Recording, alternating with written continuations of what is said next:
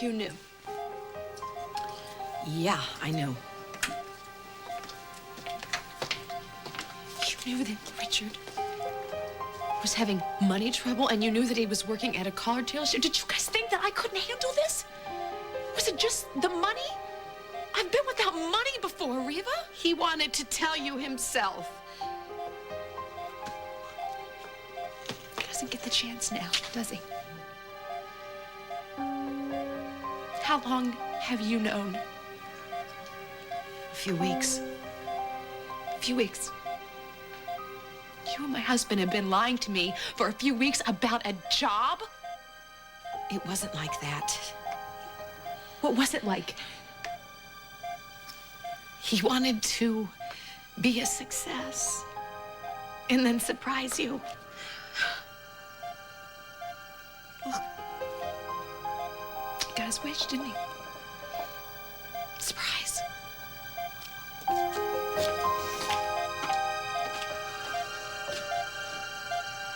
Well, man, this is great. Home, sweet home. And you guys redecorated the place. You shouldn't have done that. It was so nice of you. Well, we thought it might be a good idea to have a command center down here. It's easy access for all of us. Although we can move you upstairs if you want. I took a few liberties and brought down some of your favorite things. Your special pillow. It's my special. It's a bad back. I didn't want to tell you before the wedding. Would you please lighten up? I know you want to practice being a PA, but I'll let you know if I want any help. Thank you very much. Okay, you forfeited all of your rights when you decided to come home instead of staying in the hospital I was to wait for your sick heart. of that place, and I It's still... not like you haven't spent every waking moment there for years. Well, as a doctor, not as a patient, all right? Besides, I want to concentrate on torturing you guys, okay? I swear I ought to. And you know what? You know what I would like? You would really please me is if I could have one of those little, like, bell things right next to the bed. In case I need any help, in case I need, like, you know, the remote to be changed. Oh, no. Or maybe not. I'm glad you're enjoying yourself, Rick. I mean, you're laughing and smiling, pretending like this is just a normal day. Like, you're not sitting in a wheelchair. Like, there's a hospital bed where the sofa's supposed to be. You don't have the flu, Rick. You didn't give up your place in the cafeteria line. You are on the heart transplant recipient line, and you gave up that place. You gave up your chance to live. Our chance to grow old together. Mel, you don't know. Just face it, Rick. You threw our future away.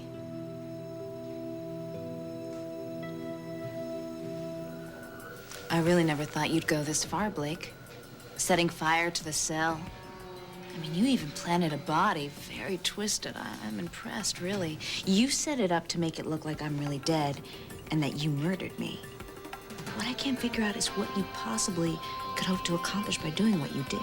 Oh, Tori. Admit it. You're here to gloat. You're the one who did this. I didn't do anything. You set me up. No, you just stop right now because it's not gonna work. I know what you're trying to do. You're trying to confuse me, but I know that I didn't do this. I couldn't have done this. It had to be you. You're the one who did this. Why would I set myself up for your murder? Well, that's what you're gonna tell me.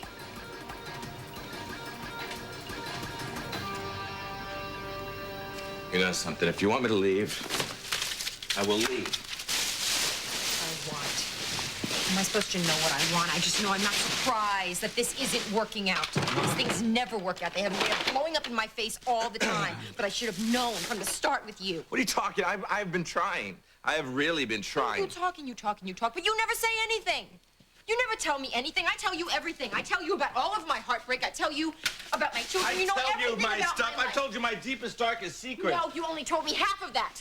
You told me that when you were younger, some guy went off a roof and you paid the price for somebody else. But you won't even tell me who that somebody else is. It's not that I won't tell you. It's not that I won't tell you. It's that I can't tell you. Why don't you understand that part? I'm not like you, okay? I don't wear my heart on my sleeve. I don't have a child for every single heartbreak that I've had to prove it. At least I am connected to myself. At least I know myself. You know exactly who I am. I tell you every day who I am. My past has nothing to do with you. Why can't you leave it alone? Fine. Then keep your past. Keep your secrets and keep it all. I don't care. But I'll tell you this, you can take your stuff and you can get out of my house! Well, hello to you too, Harley. I've come to pick up my grandson. And from the looks of things, I got here just in time.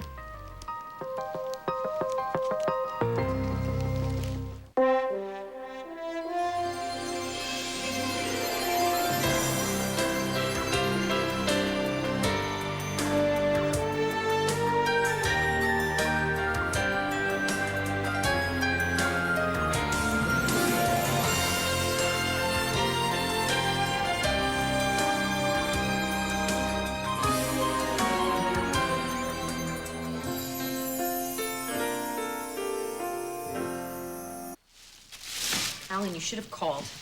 I did call. Actually, I had my secretary send a memo. We're having family photos for the next couple of weeks. Weeks? Well, Sounds complicated. It's not. We're going to start with grandchildren today.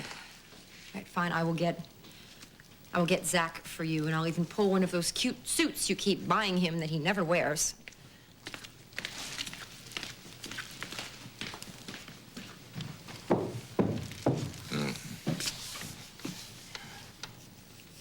I always wondered where he got those little suits. I have them tailor-made for him. Right. Of course you do. Well, how long have you and Harley been cohabitating, huh?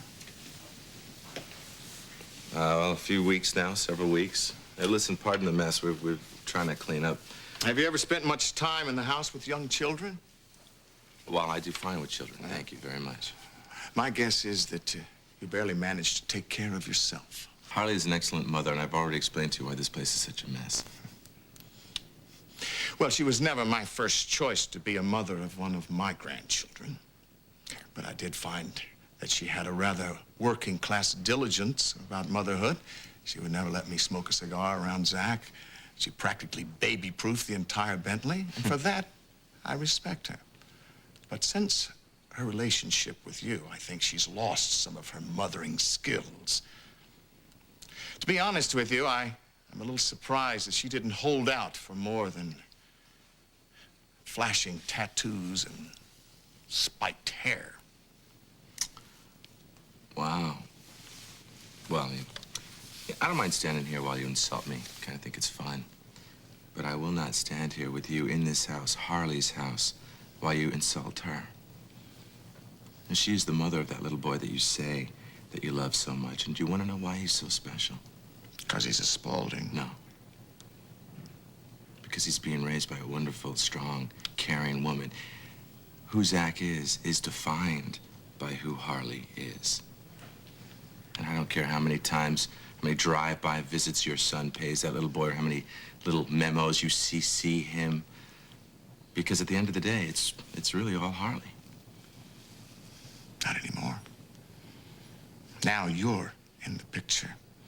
A part that I want to have cropped out. Well, that's cool, because with or without me, you and Philip combined couldn't be half the parent that she is. So you can say whatever you want about her, that's fine, as long as you don't insult her, not in front of me. Take it out of me, not her. Gus? What's going on? Alan and I are just getting acquainted.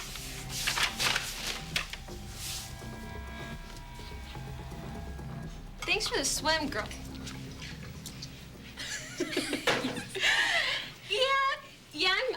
I'm definitely gonna live in a place like this someday, I think. Only maybe not so stuffy, though, you know? I don't know, but you have got it made, Lizzie. Oh. Thanks. No thanks. Well, it's been real. Tammy, I'm really sorry about your dad. You know, I really am, and my dad is too, so. All right, I'm gonna get out of here.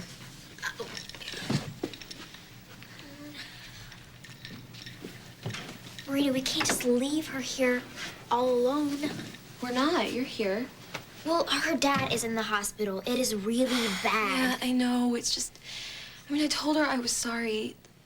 Look, Lizzie, you have to understand, helping people, it just isn't really my thing, you know? I mean, I try to do the right thing, and then it's just like, boom, disaster, and everything goes wrong. So I think the best thing for me to do right now would be to just leave Tammy alone. That is not true. Just please just stay. I mean, we don't even have to talk about Richard. We can talk, you know, about whatever. Look, I'm sorry. I can't.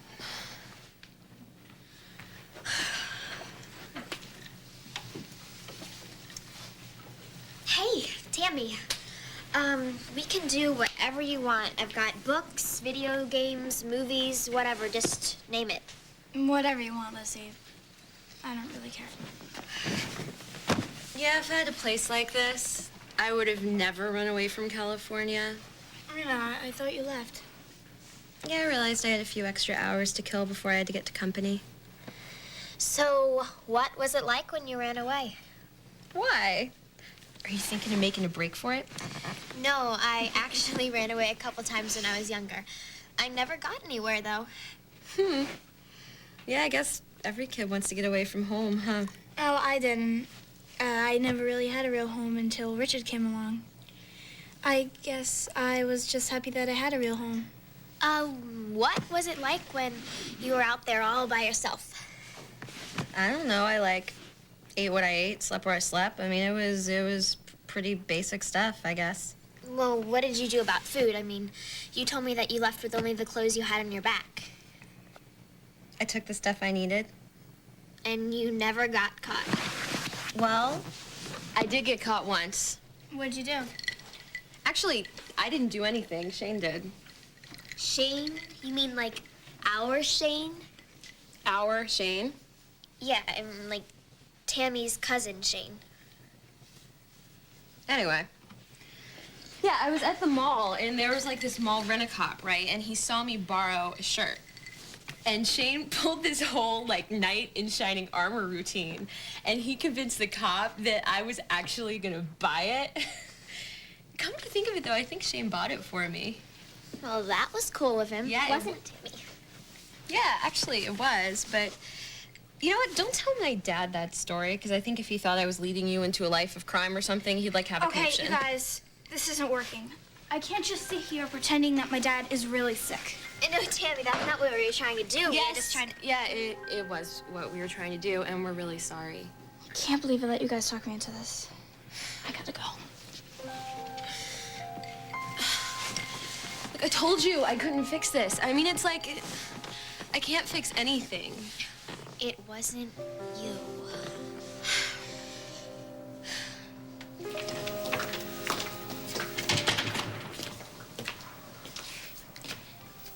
Was he embarrassed?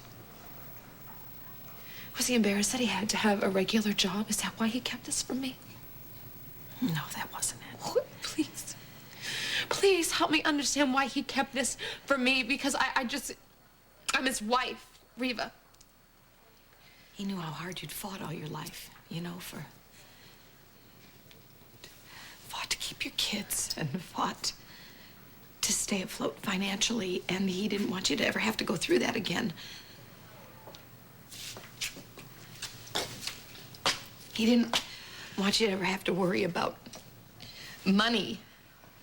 And he said you'd had enough fighting. And you know what? There's more, though, because he loved what he was doing. His whole life had been a series of silver platters, you know, and he really liked this work. Without me. He just... He wanted to get to Chicago and make this big deal. Mr. McBride and the fleet of cars. He wanted just to close on that deal and then come back here and be able to tell you all about it.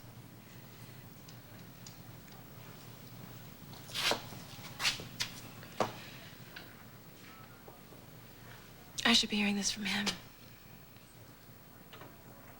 Not you. Yeah.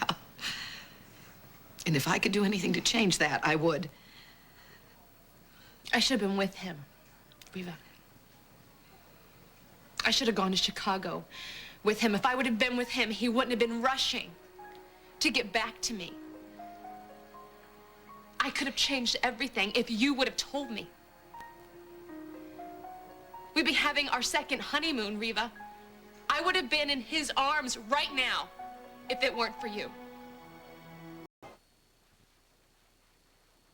Let's look at this objectively, Tori. You're the only person in this world who would want to see me locked up for the rest of my life. The only one. And the only people who know about the cell are you and me and Ross. Oh my God, Ross knows about the cell. I was gonna say the cops. Yeah, but the cops, why would they want to lock you up forever? I mean, Harley's your best friend. Of course, it makes perfect sense. Ross did this. He had to because he knows that if he divorced you, that he'd never get custody of the kids, and he had to do this because this is the only way that we can all be together as a family. Oh my God, it's perfect, and it's so brilliant. It's demented and a lie. Ross is not capable. Oh, you always underestimated him, Blake. You didn't think that he was capable of falling in love with me, but he did. And this whole thing is just the next logical step. Oh, so you're gonna move in here after I'm convicted of murdering you? I have a feeling that the police are gonna have a problem making that conviction stick. No, they won't. Because clearly Ross has thought this all through very carefully. And he'll just have to leave town with the kids. And then I'll go meet them after a while, and we'll assume different identities, and it'll be like a big adventure. And then we'll all live happily ever after.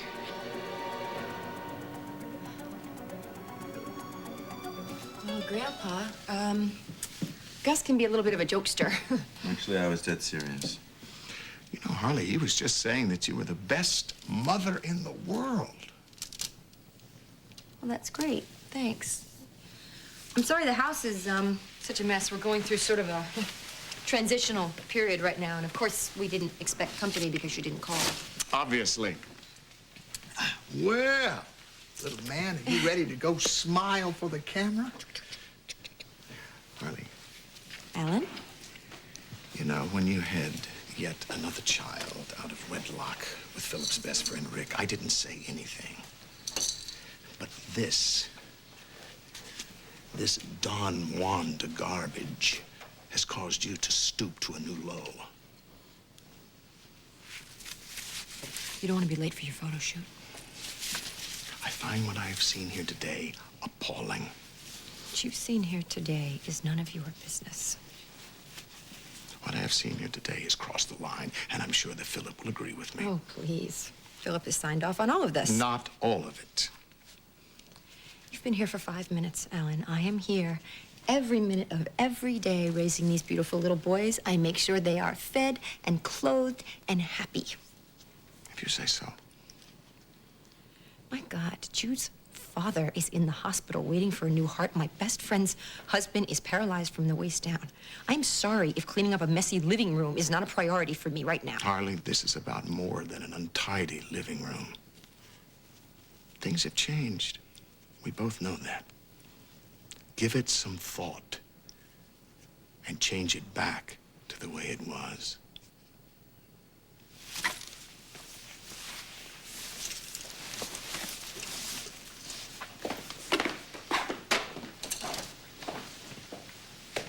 Honey. Oh, yeah. All right, come on. Shh. It's okay.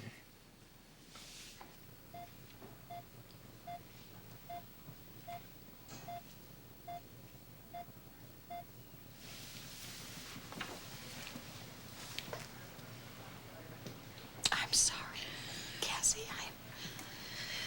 I am so sorry. I thought that I was helping Richard do something for you and the kids. When he told me about how hard you'd fought all your life, that resonated with me, and I wasn't there when you were growing up.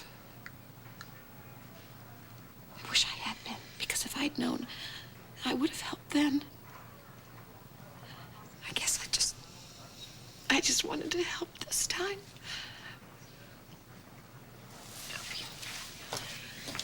You know, Reva, even the smallest lie can hurt people. You know that. I know, and I know you're hurt. And if you need someone to, rail at, then I want that person to be me. Well, that's just so noble of you, Reva. Thank you. My big sister, steamroller of good intentions. Well, look where your big heart got us this time. And I don't know if we can recover from this. I'm not talking about Richard because he's gonna be fine. I'm talking about me and you.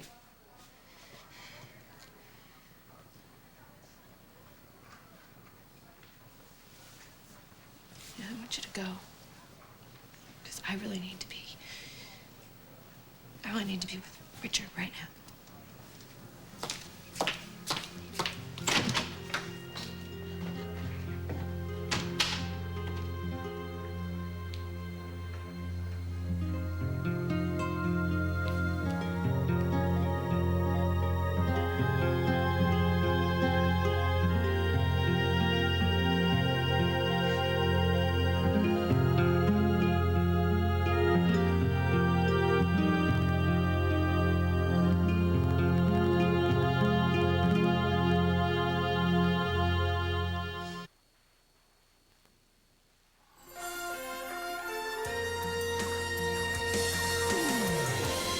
We will continue with part 2 of Guiding Light in a moment.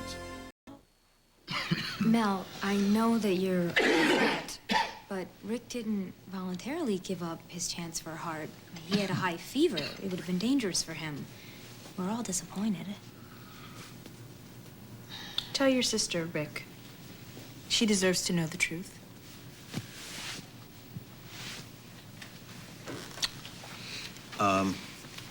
Michelle, do you remember when you were a little kid how much you used to hate spelling bees?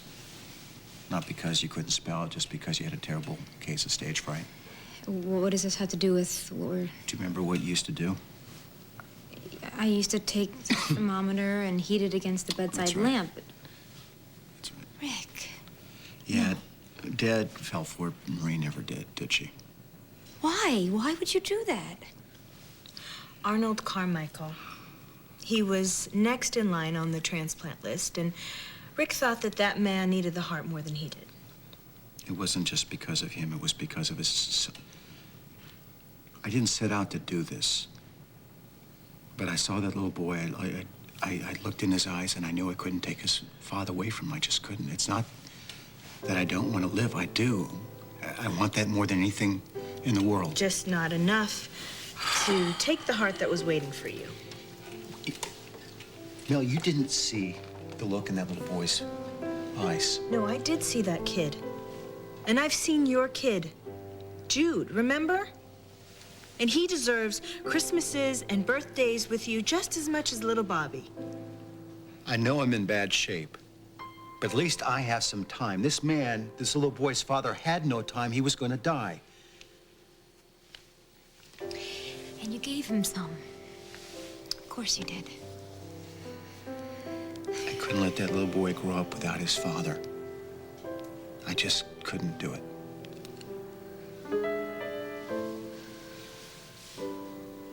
I can't control how I'm going to die. Nobody can. But I can control how I'm going to live.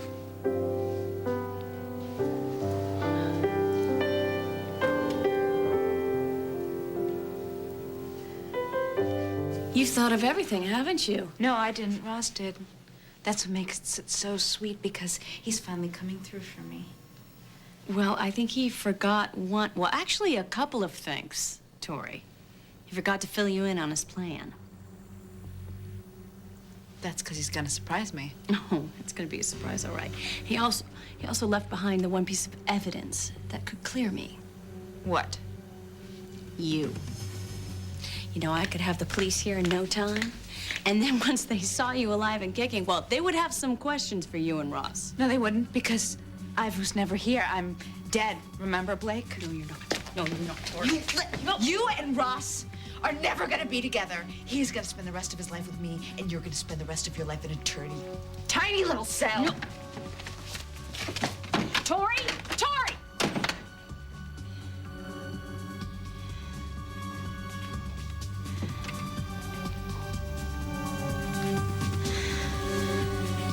You think she bought it? I think so. I hope so. For our sakes.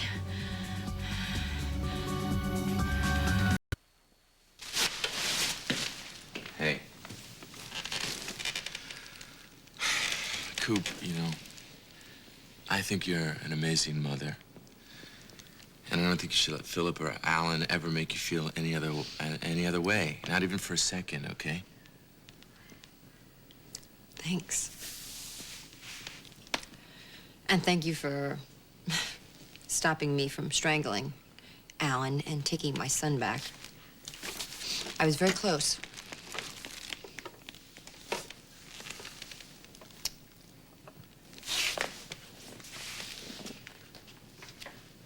So, what are we doing? I mean, is this you leaving? I'm not going anywhere.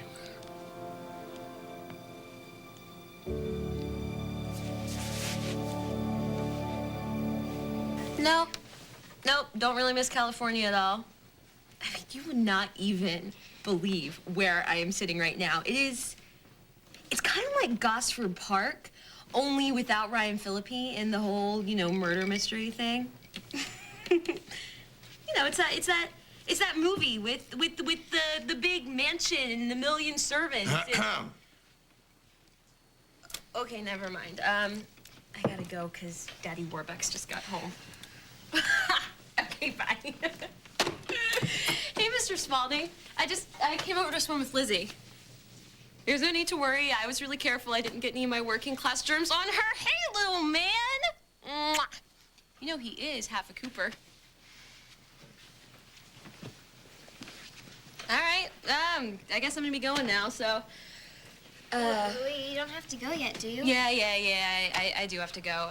Thank you for the swim. And look, if you hear anything from Tammy, will you call me? Yeah. Thanks.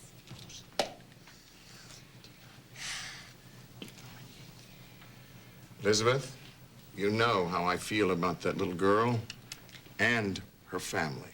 Marina is my friend. Well, I'm sure there are many more appropriate friends that you could have out there. Grandpa, Come here.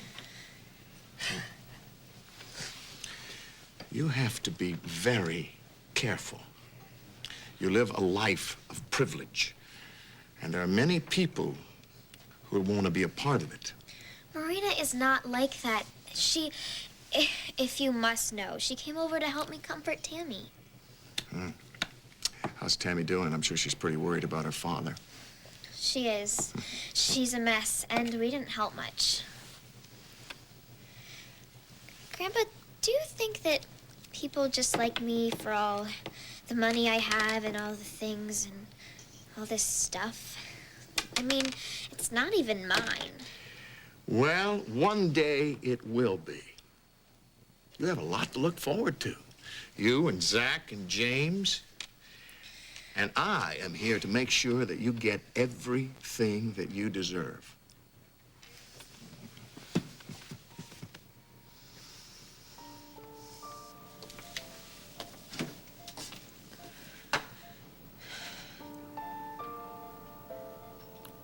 Richard. You had to know that I wouldn't care about the job. If anything, I would love to hear all about it.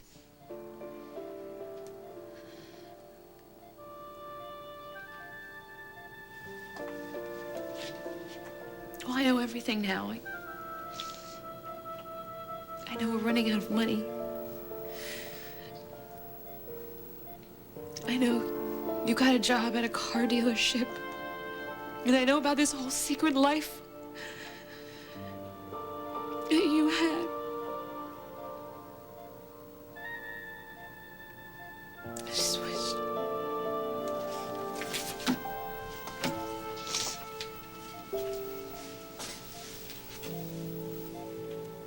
I just wish you would have told me.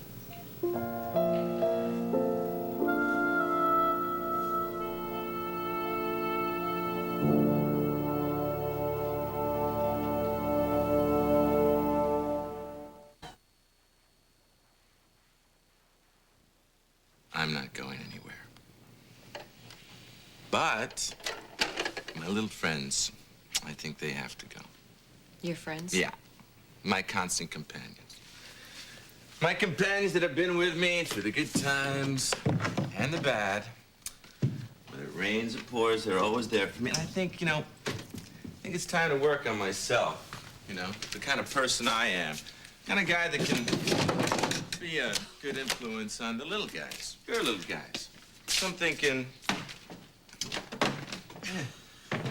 it's time. I'm thinking, hold on a second. I think it's time to let it go. Bye-bye. Say bye-bye. I'm gathering you're gonna stop smoking for me. Haven't we been through this before? Oh, yeah, I know. Yeah, But I'm gonna do it for you and Zach and Jude and myself. And Alan Spaulding is like on the warpath. He's got this thing in his head that he wants to put all the little Spaulding heirs under one roof. Mm-hmm. And, I don't know what that's all about. But I'm not gonna give him any extra ammo to, land Zach. Well, you've been smoking for a long time. Very How are you long time. planning to just quit? Willpower. It's true, true strength of a man. Yeah. Right. Uh-huh. This is big. Oh, it's huge. It's really tremendous. Grand Canyon size. But I would do anything for you. And, I'm not going anywhere. I'm not going anywhere. But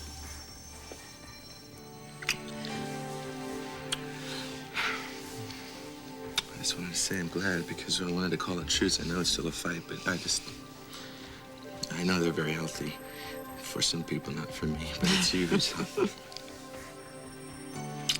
You're good for me. You're so good for me.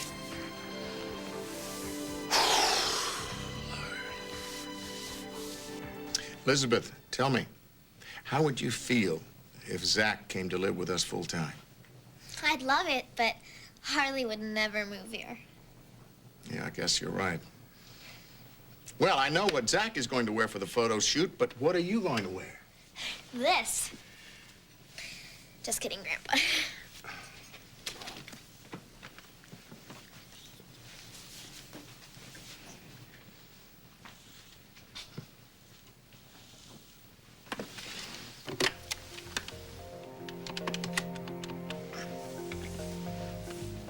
Philip, I just got back from Harley's, and I think it's time that you and I straighten out this Gus Arturo situation. Yeah, well, I think that she bought it hook, line, and sinker. I do. We did give her what she wanted. Yeah, oh, yeah. Proof that you love her. Nothing says love more to Tori than having me arrested for her murder so you could live happily ever after. This is where I start to worry about you because we take this next step all by ourselves, and that makes it that much more dangerous. Ross, why can't we tell Harley? We can't tell her because she'd never allow us to do it. Now, the police need a solid case, but because of the entrapment question, they can't be involved. We are the ones who have to do it. Well, I will feel a lot better when she's behind bars. Okay, now, I went online and I put an ad in the Springfield Law Review, which Tori always reads, and I framed it so she'll get the idea that I'm desperate to see her. She won't be able to stay away. At least that's what we're counting on. She's not going to leave my conviction to fate, Ross. And the only way to make sure that I don't come between the two of you is to kill me. Blake, no. Ross, we've gone over this before, and we have to give her what she wants. We have no other choice.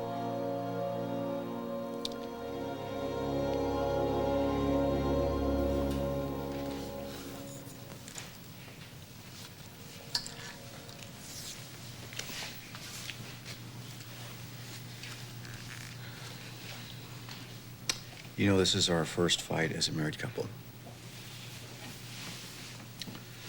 So, let's not, okay? Mel, it's gonna work out. I know it is. I don't think so, Rick. I mean, when that man's son came to you, he was suddenly real to you. His life was suddenly real to you. You think our future is a fantasy because it hasn't happened yet. Well, it's real to me. And it's real to your little boy. And what's more, it's not your future to give away. It's ours. I mean, when we got married, we joined our lives together. And it didn't even occur to you to ask how I felt or what I wanted. You would have stopped me. Rick, I love you. More than anyone I've ever loved. And I would do anything to save you. But I can't stand by and watch you throw it away. I won't.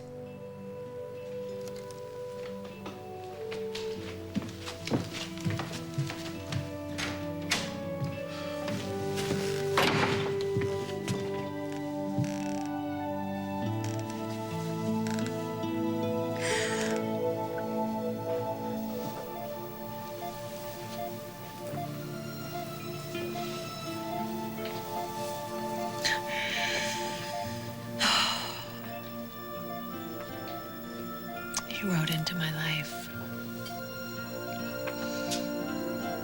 Prince on a white horse.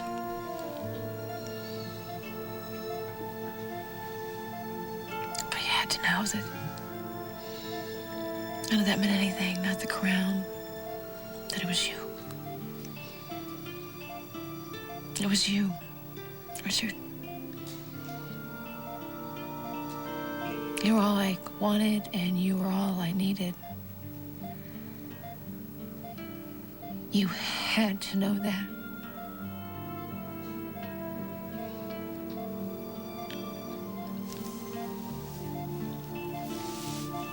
Reva said that you wanted to keep this a secret until you made a huge deal.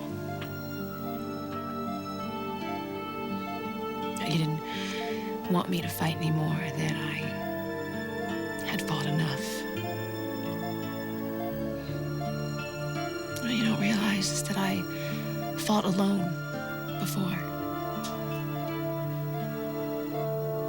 With you by my side, I could do anything. And I still can.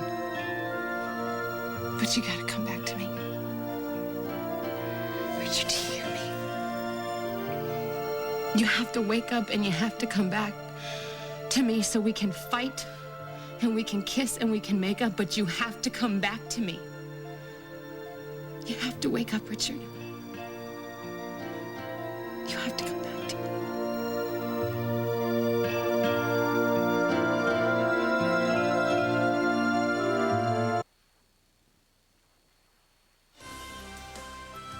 This has been Guiding Light.